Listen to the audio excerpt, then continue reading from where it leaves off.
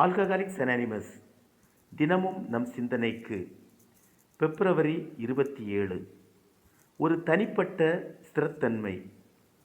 AA தன் வழிகாட்டுதலை எங்கிருந்து பெறுகிறது?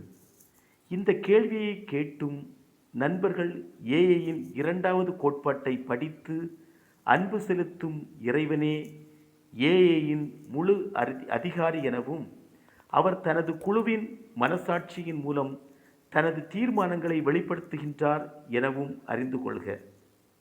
குழுவின் முடிவில் உள்ள ஞானத்தை காண்பவனும் அங்கு தனது தகுதி குறைக்கப்படுகிறது என மனத்தாங்கல் கொள்ளாதவனும் நிறைந்த அனுபவத்தால் எடுக்கும் தீர்வுகளில் முழுமையுடையவனும் அமைதியாக கூட்டங்களில் ஒரு மூலையில் உட்கார்ந்து வளர்ச்சிக்காக பொறுமையுடன் காத்து கொண்டிருப்பவனே ஏஏயின் மூத்த உறுப்பினர்.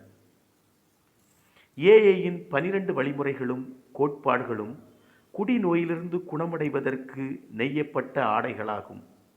என் குணமடைதல் வளர்ந்தபோது அப்புதிய உடைகள் எனக்காக கச்சிதமாக தைக்கப்பட்டவைகளாக இருந்தன. மாற்றங்கள் அசாத்தியம் என தோன்றிய போது மூத்த உறுப்பினர்கள் அமைதியாக யோசனைகள் கூறினார்கள். எல்லோரும் அனுபவங்களை பகிர்ந்து கொண்டு போற்றி பாதுகாக்கப்பட வேண்டிய நட்பிற்கு காரணமாகின்றார்கள்.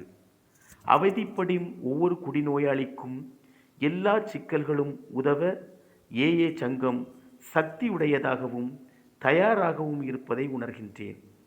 பிரச்சனைகளால் சூழப்பட்ட இவ்வுலகில் இந்த உத்தரவாதத்தை நான் ஒரு தனிப்பட்ட ஸ்திரத்தன்மையாக காண்கின்றேன்.